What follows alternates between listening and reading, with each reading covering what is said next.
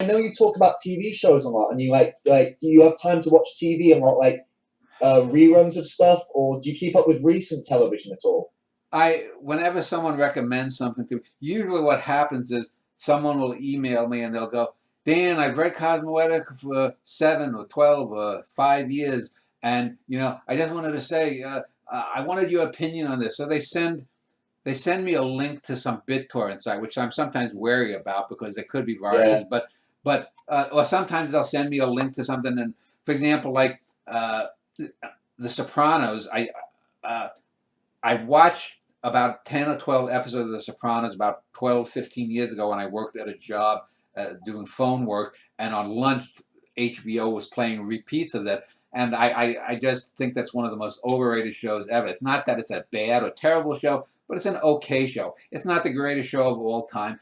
And the main actor there, he was an okay actor, but I mean, what they're doing is third-rate Scorsese. I mean, and Scorsese stuff isn't realistic. But as far as other than my soap opera, and occasionally, I mean, I'll flip on something here or there. You know, uh, I did a shows 15 or so interviews ago about Mary Tyler Moore's show that when I got home from work, when I was working a little bit earlier in the day, I'd see some repeats of that. Um, as far as the new shows, I mean, I just don't, here in America at least, I don't see anything that that that I would be interested in particularly watching. I mean, if someone recommends something, but oftentimes I have the same reaction as to when Jessica recommends something, because I'll be like, "Come on, you're kidding me. You're sending me this." And sometimes I think a lot of these people will sort of just try to like to prank me because I mean, I'm not going to watch stuff like there's a show called The Bachelor here in the U.S. where they have these vapid 20-somethings who are good looking, who just basically, after 2 episodes, I think I'm falling in love with you, and it's so obviously yeah, scripted. It's reality garbage, TV yeah, drama and it's shit. you know, Yeah, uh, so I mean, I wish there was. I recently started this interview series, which is why this film is great. And I've done 3 films so far: La Dolce Vita 2001 and yeah, Taxi Driver. I'm probably going to do why this TV show is great too. But they're probably going to be older shows, and I don't like that. What spurred you to start making these videos then? Where you're addressing these films head on and like why Well, I um want I want to get a wider audience, and there was a guy named Rick Beato who has he's a musician. He was a studio musician, and he's got a YouTube channel called Rick Beato, and he sells his merchandise, his books, and whatnot there. And he did a series called Why This Song Is Great, and it's an yeah, interesting, but in his series, he never actually explains why a song is great. Let's say he's talking about a Led Zeppelin or a Beatles song. He'll say, well, and he'll detail. Well, notice here when George Harrison goes from an A minor to an F flat or whatever it is. I don't know the musical terminology, and yeah, he'll talk about that and say, man, that's really great. But he doesn't say why it's great in the sense that, oh, yeah, by going from here to there makes the human ear react in a certain way. So I wanted to, with these guys, say, get to talking about this cinematography or this moment, what that does in the context of the movie. And I've been mostly successful in the first 3 shows. I'm going to do, I've got 2 or 3 more lined up as you can see, I'm wearing an eye patch. And the reason I'm wearing an eye patch is because I had cataract surgery last month and I got to get my other eye. So I got one eye that's nearsighted and one eye that's farsighted. So it's not a good combination. Um, mm, so once I get that operated on early next month, probably I'm going to do on Persona, the Bergman film, and I'm going to do on which reminds me too. I was thinking are about there any sorry, go on. I was thinking about Ingmar Bergman when I was watching It's a Wonderful Life yesterday. And It's a Wonderful Life takes the 180-degree approach from Bergman, not in the way Antonioni is 180 degrees from Bergman, but what Bergman will zero in microscopically on characters and delve into making characters, a few characters really deeply. In It's a Wonderful Life, one of the reasons that's a great film, I'll eventually do that on my list, is because you get within the first 5 or 10 minutes of that film, you get a dozen characters who are deftly sketching these little scenes that come quickly. Uh, and Capra was so great at getting to the essential moments of this character's life, George Bailey, that technically it's a really great technique into getting into characters. And I've done that sometimes in some of my works. Well, Jessica's banging here. What's she doing? Oh no, she's just going out the door. Okay. But anyway, go on. I was thinking with I was thinking with the kind of the recent thing with like Netflix and the sort of the whole thing with content farms and all that sort of stuff. I mean, like those content producers you were talking about, the ones who do like videos like why this song is great or why that song is great.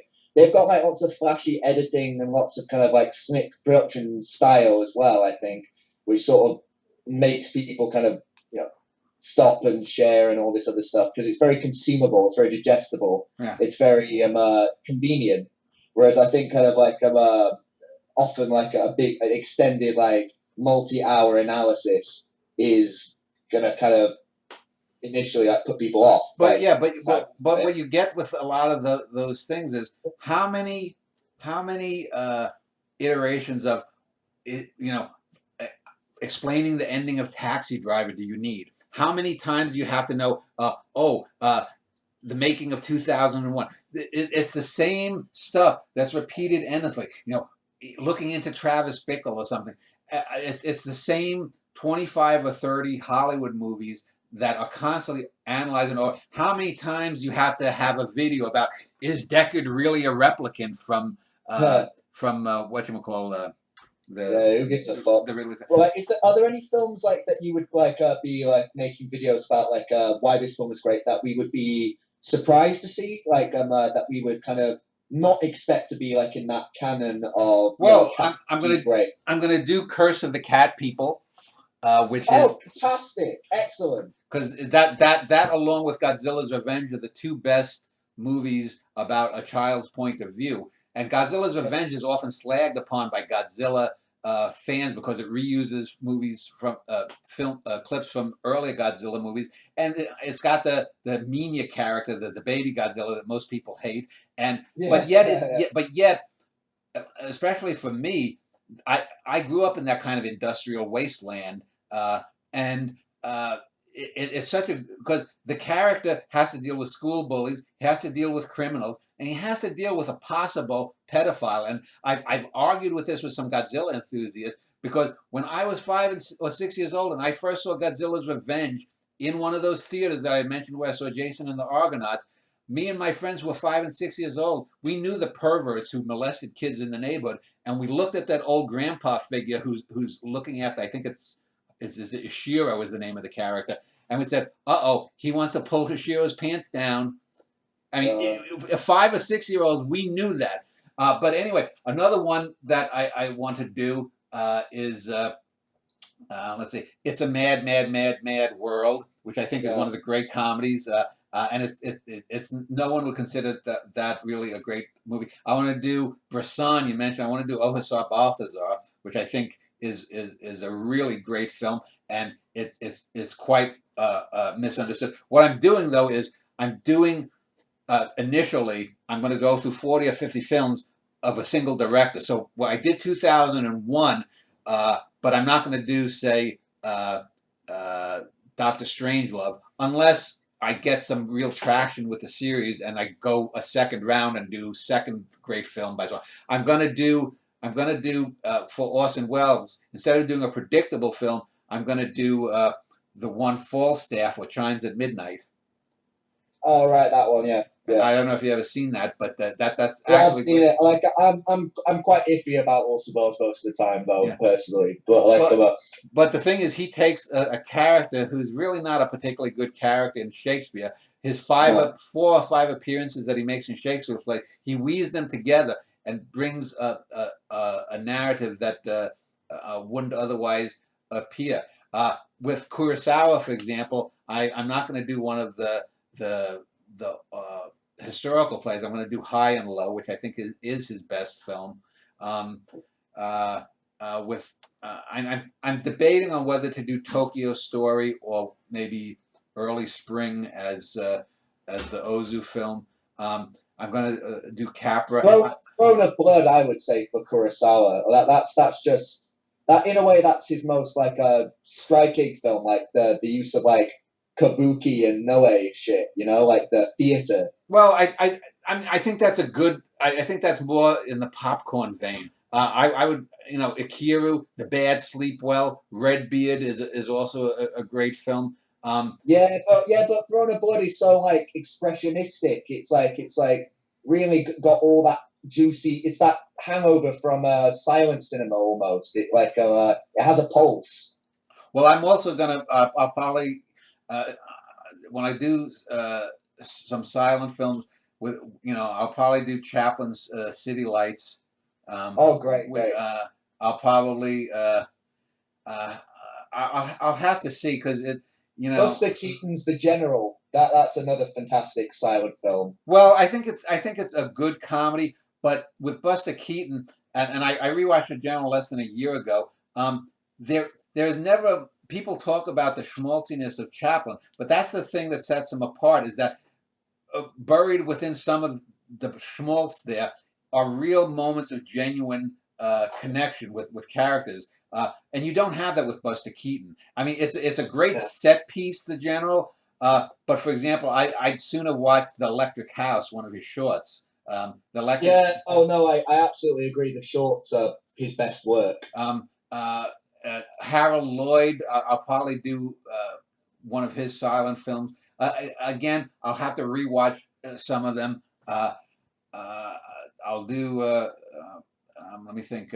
I'll probably eventually do a John Ford or a Howard Hawks, but I have to choose them. I'm not going to do The Searchers because The Searchers is, I think, ghastly overrated. Is Three Bad Men by John Ford? I remember that being pretty good. Yeah, but I want some things that are definitively great, not just something that I think or personally attached. Oh, I remember Three Bad Men being pretty good, but like it's yeah. I mean, you do have to kind of look at these films for their I don't know what like great on its own terms or great in like a historical sense. Well, it has to be great in terms of a technical sense. Great in terms of, so for example, one of the westerns I'm going to do, and that I when I sent around, a couple of people have said they didn't want to do it because they were Western experts and they thought it was schmaltzy, was Shane. And to me, Shane is one of those movies like It's a Wonderful Life that I didn't watch until later on in life when I was about 40 because they both had that reputation. When I watch them, I'm like, these people are fucking stupid. I mean, Shane actually has a believable villain who actually gives a great monologue about why he's doing what he's doing.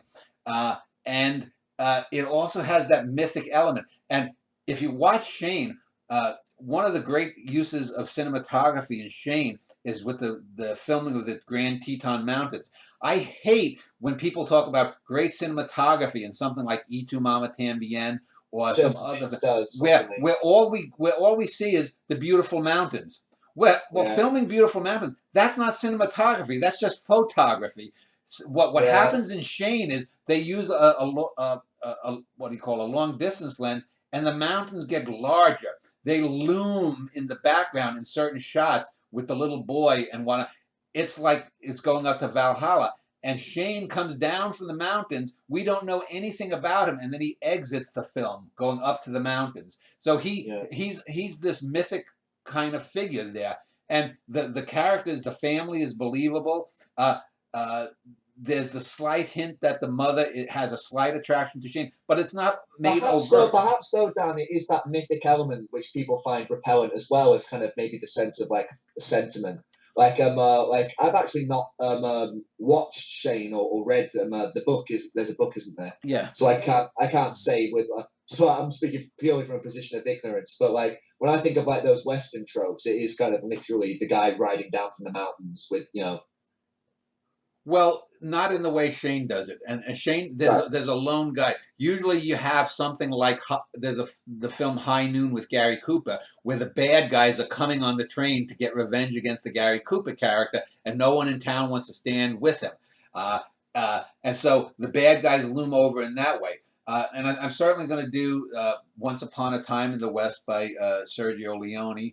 Um, uh, what other ones? Have you ever read Population 1280 by Jim Thompson, who No, wrote The Killers? Well, no. that's a kind of a Western novel from the point of view of an unlikely protagonist, or a protagonist you wouldn't expect to find in a Western. Hmm.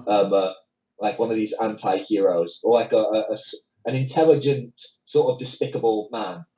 Well, the anti-heroes are problematic because oftentimes Yeah, people yeah. You said this misuse before. the term anti-hero. There's a website called tvtropes.com, and they have a term that they call the likable bad guy. An anti-hero is not a likable bad guy. An anti-hero is a character that we don't know whether they're good or bad. They are sitting on the fence and could be one or the other. When you have a What's bad, the typical anti-hero that you can think of from fiction? Like who comes to mind immediately? uh, well, let me think. An anti-hero. There are really so few anti-heroes.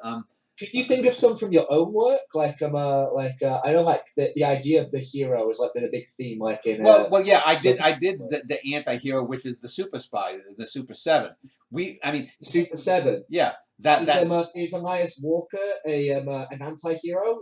in that book, that Elias Walker is the Elias Walkers in three of them are a hero, but the first Elias Walker in the Wesson book just stumbles into it, so I undercut the idea of the hero.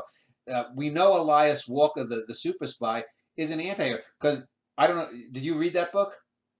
Yes, Yeah. I absolutely loved it. Do you remember the scene where he's gloating over having killed this Russian woman, and then it turns out that it wasn't the woman that he really killed, because his real target later comes in. So he killed an innocent woman, not unlike Gawain may have done in the play where he may Is have it an killed. innocent woman he killed? I'm sure he did kill the Russian agent because she had the skull and crossbones tattoo on her ankle.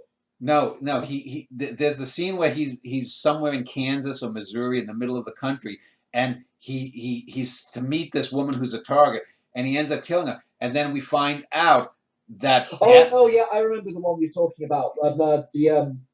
Like the assassin called I forget her name. I forget her name too, but Widowmaker or something like that. yeah, something like that. And so here's a guy who is in many ways not that unlike the Norwegian. I mean, the Norwegian certainly has a psychopathic tendency in that he's constantly giving himself reasons for why he murdered. He doesn't see himself as a serial killer. He's the angel, he's the avenging angel kind of guy. But self-justifying all the time. But yeah, we know, for example, that the Elias Walker in that book, there's the guy who is the Russian guy, Super Killer or something, that was a real character. If you look up the names, yeah.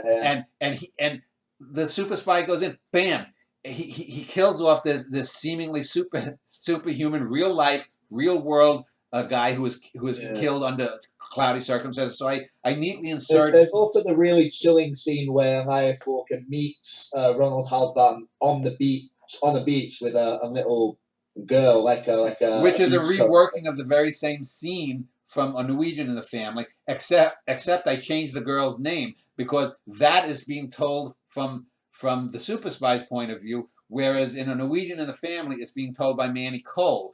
And the time frame is slightly off. We see a little bit more of what happens before in the scene with the super spy in the super spy book, and we get a little bit more information afterwards, which suggests again what any reader of the New York Quintet knows is that Manny Cole is not completely honest, if at all. Yeah. Manny Cole really is quite an enigma in a way. You said though, like you have in mind in the future like a project about World War II, and I'm just thinking just off the top of my head, like there are a lot of kind of you gave a kind of very brief, bare outline sketch of kind of what that might involve, but like off the top of my head, I can think of a lot of tropes or cliches or sort of tired, overused things that are being used in a lot of World War II fiction, film, Well, novels, what have you. if you There's a whole remember, like culture industry now yeah. almost of these award-winning, high production value Hollywood, you know, so, like If you remember in the Vincetti Brothers, and you've read that, right? oh yeah, I yeah, set yeah, the world. I set one of the World War II settings in Alaska in the Battle of Attu Island and Kiska Island, and one of the yeah, central pieces of that is when battling the Japanese, one of the soldiers sacrifices himself running across the snow, gets his head blown off, but his body keeps running like a chicken that's been beheaded for another 5 or 6 steps, and then finally drops. So if I'm going to do the World War II stuff, it's not going to be filled with cliches. no, exactly. Well, this is just the thing. Like we were talking about, like with your plays, you enjoyed taking things which had like an established, like uh, let's say that there's a whole bunch of academic kind of reflexive things that you could do with this genre or whatever. And like I think, especially I think with kind of World War II stuff, it's quite tiresome. Like I don't enjoy these films or even like World War One, like 1917, or kind of like Saving Private Ryan, or any of these other things. It's just actually quite exhausting after a while. Yeah, I'm not a big fan. The only World War II movie that comes to mind is The Thin Red Line, the version by Malik, Malik, yeah, which does well. Although the '64 version is more faithful to the book, and it does star Keir Delay, and it's not a bad film by any means, but it's a, I don't know, would I say it's a low budget? Yeah, but it's not a premier Hollywood production. But and that both that and From Here to Eternity were both written by James Jones, who was a very underrated American writer, and those two books are quite good books. yeah. Are there like sacred cows, things that are considered like great, like that people might expect to see on like the list of like why X is great, that really shouldn't be considered up there? That for instance, I hear people talking about Apocalypse Now all the time, and I'm really not sold on Apocalypse Now. I mean, Well, I understand that's kind of a bone that a lot of people just won't agree with.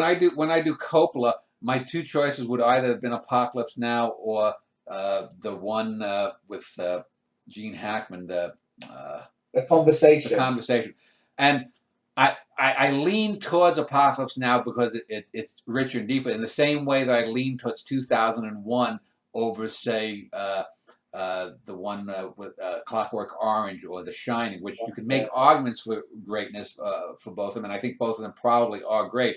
Uh, with Apocalypse Now, I do think that's a great film. It's rich, it's textured, and it also, you could talk about the extended version versus the original version in the same way. When I do Cassavetes, I'm going to do The Killing of a Chinese Bookie. Um, Yeah. but uh, I understand why some people don't like it, but I don't think you can really make an argument against it being a great film because it's so rich. And the thing is, it goes beyond the source novel of whatchamacall, Conrad, Joseph Conrad, The Heart of Darkness. And I was just talking with someone a week or two ago that Kurtz, as a general, is a much more fleshed out character, even in the little bit that we see of him, played by Brando, is a much more interesting and I think believable character than the Kurtz, who's merely just, to use the term, the errand boy for a company that's raping the Congo in the book. So I think, Well, although there's certainly a lot more kind of like portentous and like enigmatic stuff. I mean, I think the quality that I resist, that part of me resists about Apocalypse Now, I suppose, is the same sort of thing that one gets on like certain rock albums when like you can tell the musicians have had too much cocaine and they have too much money, and you have like something which is like overproduced. Yeah, maybe it's a clumsy like metaphor, but like I think that's the kind of like vibe I get from Apocalypse Now. That sometimes it's a bit too, a bit too Moorish. I may, but by the time, because this is take 3 or 4 years to get through the first 40 or 50 films. So by the time I decide to do Coppola, I may change my mind. It's one of those things that I mean I did La Dolce Vita in 2001 first, because if I had to pick the two best films, it would be either one of those two. And then Taxi Driver, a couple of the critics that I've used have expressed interest in doing some other ones, so I'll use some of them to give a little continuity here and there. The guy who did La Dolce Vita and then did Taxi Driver is really good. He's very got an infectious, upbeat personality, and he also slides in some interesting ideas and comments there. So that's certainly there. As far as any other, well, you want substantive content about the film, that and especially you want to hear stuff that you wouldn't normally hear. Like you wouldn't want to hear just like the usual trivia off of the IMDb. Yeah, and I don't want to just when I did Taxi Driver, I just didn't want to explaining the ending, or this, that, or the other thing about Travis. There's a lot more to talk about than that, and how many of these videos that you talk with the slick productions, we see the same content, and they can sometimes some of them only use less than 5 seconds, so they don't get dinged for copyright infringement or something, which is ridiculous, because they're clearly explaining it, whether you agree or not. They're clearly reusing it for a critical purpose. But that's the whole idea of content creators. I hate all the time for my videos. It's terrible. Yeah, the content, the idea of a content creator. I mean, what the fuck? Create content. What the fuck are you doing? You're making yogurt. Tofu. Like, it's such fucking PR management talk. It's fucking shit. Content creator. I once one of my early Dan Schneider video interviews, within the first 25 or 30, and I got suspended for like 6 months. That's why I created E-Cosmoetica, my second channel. Was I used a scene from, what the hell movie was it? I was doing something on, I think, film noir, and all of them were in the public domain here in the U.S., and some asshole in Germany put in a claim about it, and I'm like, fuck that bullshit. I'm in America. I don't give a shit what the fuck Germany does.